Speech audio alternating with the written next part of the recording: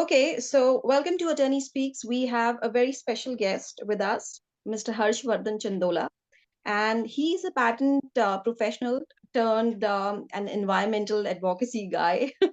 so I think before I introduce you to him, I think he'll be able to tell his story in a much better manner. So Harsh, I would like to start with how did you shift from patents to a cause like environmental advocacy? How did this happen? It's a big leap. Um, First of all, thank you for inviting me on your platform.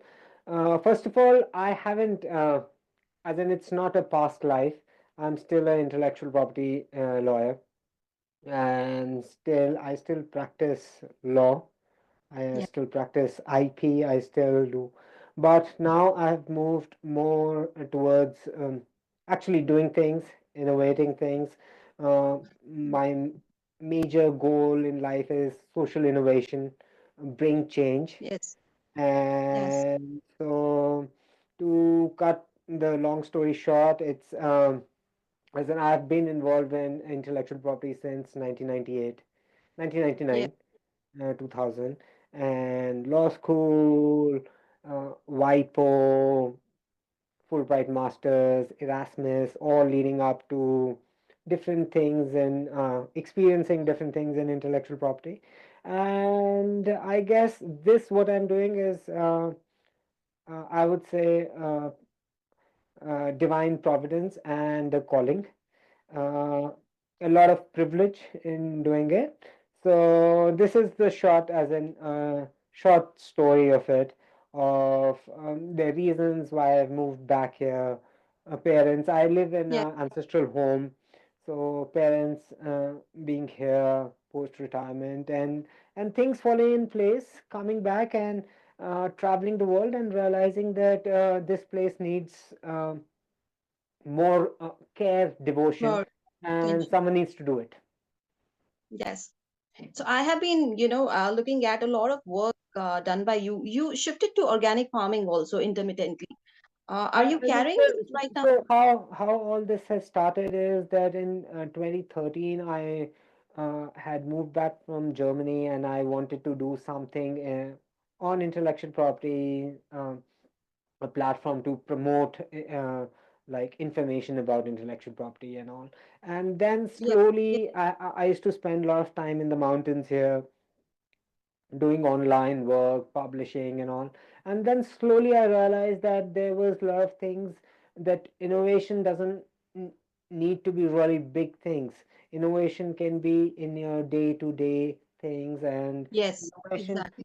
and innovation, social problems need innovation, right? So you have to be in the society, in which you live will require some kind of innovation in anything, in simple thing like organic farming, as in Yeah. we haven't done any large scale organic farming, but yes, of course, I started it and from a small scale, and we are now at a stage where it is fruitful, right? So it's Okay. been a learning in itself, like going to primary school, secondary school, and still learning. So from 2013, these small things happened. I used to spend a lot of time here, so that's why I got involved into farming, because that's a big problem here, like lack of Okay. farming, and then Okay.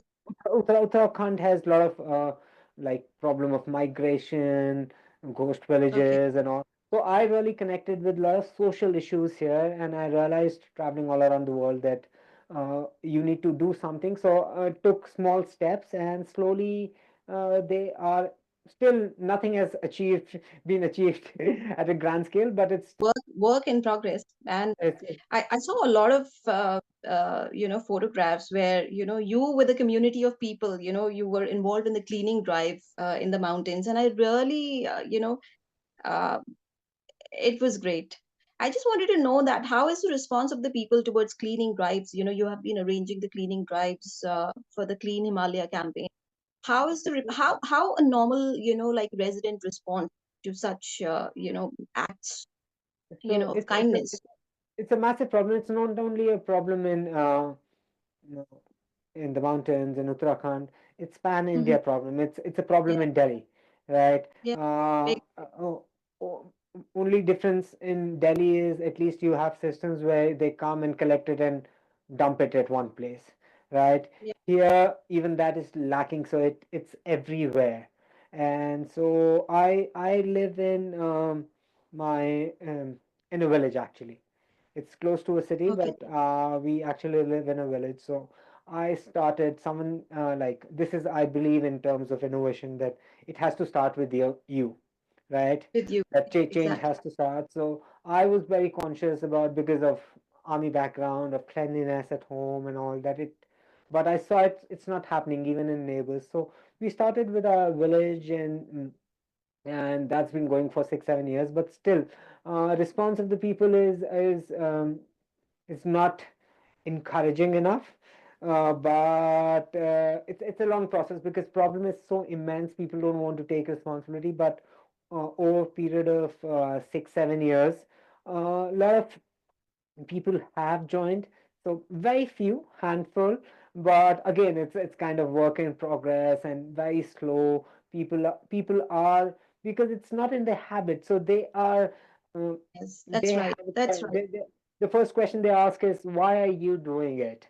So they don't see themselves as part of the problem, that we are Yeah. the problem as well as the solution. So Yes. and so it's a massive. I live in a my Gram Sabha, my village is very close to a city called Pori, which is the center. So that Yeah. city has also the same problem. So I've been working with a lot of social activists here, youngsters and all. But the Yeah. problem is so massive that I don't know when it will have that critical mass of going forward. But as of Yeah. now, we are trying. Yes, that is why I said the work in progress. Yes. And I wanted to tell you something. I saw those bottles, you know, those are discarded. Uh, they have been turned into masterpieces, art Yes, pieces. yes. That's the like I don't know whether you Yeah. can say yes. So these are the bottles. Yes. Yes. So my wife is also very supportive and involved. And in fact, this was her idea that we should do something, make something out of it. So just to like pull people towards us that yes, something can be done and all. So we have made a lot of bottles, and now that is what we here whenever we have to give a gift, Diwali gift or anything to officers here, to departments, we usually give them, and we also put them for sale so that it just sort of make it more interesting for people and like and More, just to it's let they join us. absolutely interesting. Yeah, yes, of course, they should. I mean, in fact, I was scrolling through some of the pictures and I came across these bottles. They were lovely. And, there was a story behind it that they have been collected from, the dumps. Yes, from the dumps, yes. Just turned out so amazingly beautiful. Okay, so I also wanted to know, since I've already asked about how the community responded, to this overall drive, which has been happening for, a couple of years now. Um, from where do you draw your motivation? That's not something easy. Where do you get motivation to pursue? Uh, because I think I'm very fortunate and privileged in terms of everything. First of all, life, then Yeah, parents, then opportunities. Uh, yeah, had fantastic opportunities of studying at different places all over the world. yeah. And if this question often people ask, like, where, so I tell them that it's kind of a privilege and sort of mm, paying debt to society, I guess. Yes, very few people realize that, the motivation to rise up early and, keep doing the same thing iteratively for 5 to 7 years. That's not easy. I'm associated with such a social cause. I can understand. I've been trying to do this for the past 14 years. So I can understand Mm. the motivation should be there to basically, It's very start your difficult. day. People often ask as in how people are not joining in, like why doing it again and again and again. So you have to tell them people, and that is where I think education helps, experience helps, and Yes. taking responsibility. As in, I take it on myself that if not me, if people don't do, who are privileged, who have experience, then Who who else will? will do that? Then Yeah, that's right. That's right. We are privileged enough, we can contribute. We all should. Very few people realize this thing. Okay, my next question on the same lines would be uh, what advice would you give to people who want to combine, their passion, with their professional skills? Like in your case, being from a patent background, just like me, and getting into environmental advocacy, it's poles apart. Do you think is it possible for the newer generation to make passion go hand in hand with their professional skills? I think now it's people have more opportunity to do that. As in there's more access. You can do things. You can connect. You can collaborate. There's technology. Like a simple thing like this was not possible 10, 15 years ago, where people who haven't met at person to person just can follow work and right, and connect and collaborate. So technology is there. Yeah. What this requires is a very, very strong will, as well as realization that this is going to take a very long time. It's kind of a life goal pursuit that you will Yes. have to do it, and you start with the premise that uh, it's going to take very long time, and you absolutely, like in startups cases, they say that 99% times you'll fail, right? Yeah. You Yeah. wake up every day and you try and do, and it's something similar to people who really are into innovation understand that this is what innovation is really all about, Yeah. right? This Right, is all. you'll fail most of the times, and that if people are not understanding you, then probably you are doing something right, but you have to stick to it. You So have to stay. Yes, yes, of course. You so need you to have to stick to it. stick. And they are, I'm seeing a lot of creative people who are using technology, and I think what is important is it's got into people's mindset that this whole, maybe a culture of doing more than just work, right? More than just work. Yeah. More than just work. So people are finding ways, but the only thing is that what I see lacking in also people is giving up too early, right? This Yeah. doesn't work, and so you have to realize Leaving it that. too early. Yes, leaving it too early. I think it's the problem with everybody. It's despite of the fact we live in cities or suburbs or the other rural areas. I think this is the problem everywhere. The mindset needs to change. For such things to pursue. Also, I wanted to ask you, uh, what should a common person do, on a day-to-day basis to have you know a a contribution towards sustainable environment? What can we do from our side, something that we can do with our capabilities, with our access to resources? I think it's a very, very difficult question, as in what can people do, because sometimes you are like Delhi is the best case example, which I often give, is like capital of India, most intelligent people in a limited mass of land coming together, but can't solve a problem, then who will, right? Yes. And we are in sort of a trap, I think, where we all want, from inside we all want, like, best cases when we go abroad, Indians go abroad, they're very quick in following rules, right? Yeah. But in Yeah, India, very quick. because very, very quick in Very adapting, quick. and Yeah. very, very quick. The moment we cross international waters, I say, then we change, right? But as soon as we are within borders, and okay, Yes, because we are laxed. Yeah, that's and right. I can give you example of my village. Like I've been doing here for last more than 7, 8 years about this cleaning Yes. project, and my neighbors still do the same thing which they have been doing for last 7, 8 years. So it's not easy to change, and a lot of people, as in I read a lot of things on environment, what people can do on environment, people's advices and all. It's very difficult because we are living in such, like, where do you start? That is the difficult question, right? Especially Yes. you are so trapped in a system where everyone is like contributing to it, and you are single out and thinking like that. So it's difficult, but I think it'll take time. But Rome but wasn't built in a day.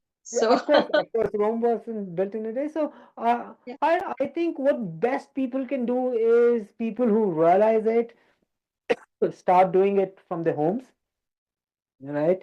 And a lot of people I see have started doing it. Even in my city, I see a lot of people uh, segregate waste at their homes when they're traveling outside. They keep it within in their car and try to dispose it where there are dustbins and all. So people yeah, are doing it. Only thing is we have to increase that number of people doing that. yes, So of course.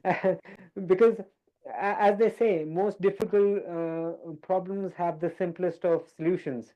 So solution is all within us because we are creating the waste, we are responsible. But as they say, like there's a famous quote by some war specialist who says that most like difficult situations in war have very simple solutions, but doing simple solutions is the most difficult thing. Like It's the doing most difficult thing. it's the most Absolutely.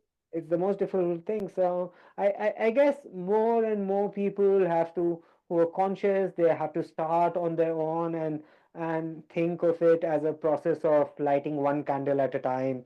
Like start from Yes, home, right? If you're living in a society, even if it doesn't work, try to have these community outreach and bring people together, because yes, in last 7 years all this effort, there are only couple of children in my village who have like who participate, otherwise they don't. So that's a good start, I otherwise, say, right? So I think if you're targeting the younger generations, I think that's a good start because you can teach them.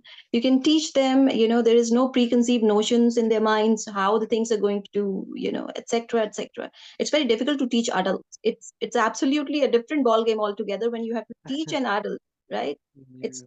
so it is all. I think it's always a work in progress, as when we talk about environmental issues. And I'm very happy to connect with you. One last question that I would like to ask you is how do how do you think that the rag pickers who are basically an integral part of the entire ecosystem of big cities, right, where as far as the garbage disposal is concerned, where do these rag pickers fall in the chain, and can we do something for them to have a decent living being given to these people? How can we you know do something for them in terms of how, because they are exposed to dangerous stuff while they're picking rags from garbage dumps, etc., sometimes drugs, sometimes explosive, etc. We see a lot of cases here in Delhi itself of these rag pickers getting tormented by hazardous waste, etc. Do you think the rag pickers is integral to this entire ecosystem of garbage disposal, etc.? Well, what is your view on that? As in personally, I think there should be no rack pickers. There As should be in, no, yeah. because if we are in so-called 21st century, the most advanced century, and with so much knowledge and all, in that society, we shouldn't be having rack pickers, right? We shouldn't be So having, yes, that's because the moment you start sort of asking these questions like how can their lives be made better, simple answer is they shouldn't be doing it, right? Because if they it's kind of a trick question, right? What can you do for them while they keep doing it? No, our purpose should be how they should be pulled out of that system, or of maybe what kind of waste disposal systems do we need, do we right? need, And yeah, yes, and how can they be part of it, right? In a better way, like so that more is probably synchronized. Yes, of course, yes. and for that we all have to sort of be part of it. Like everyone in society will have to be part of it, otherwise it doesn't work. Like, and that is where the fundamental problem in all this waste management in India is. This What I have realized, the central problem is that we are hoping that someone else will do it. Someone that else will do it. Yes. that someone else will clean it. And till the point, that is the central like mindset. If till the time that is not changed, I guess we are just looking for temporary solutions, Temporary solutions. right? And Because I used to think, I used to have this notion that this is a big problem in India. But, when we travel the world, we get to know that this is the same problem in New York, same problem in Paris. There are garbage dumps lying everywhere in big cities, and uh, it's not taken absolutely, care of. absolutely, Americans have contributed enough garbage in the world's ocean. In the world. So Yes, of course. yeah, so they have sent it to China. China is full of landfills. Now they're finding space in Africa. So it's a global problem. It's not. Only thing is we have a worse system of waste management than they have. Of course, I And absolutely they, agree. We have a they worse system, so worse they have system. said they've sort of collect everyone is collected and they've sent it somewhere else, considering that outside borders of America, it's not our problem. So just throw it in the ocean, or send it to China, or send it to Africa now. I think So it's very important for sustainability. We talk about sustainability. We talk about a lot of issues, regarding environment. I think waste disposal is primal. I think I keep it here. I keep it here. it speaks a lot about the society. It Of speaks a course, lot about the society, right? of course. So, and in mountains in Uttarakhand, it's a big problem. People blame it on plastic companies, on tourists and all. And the place where I am, there's a very low footfall of tourism here, but Okay, still okay. it's the same everywhere. My village has the same problem as in Delhi, right? People As just in throw Delhi, it yeah, randomly, right? It's just lesser population, so you see less of it, but it's everywhere. it's everywhere. Yeah. I I step hope out. that we. Yeah, please go ahead.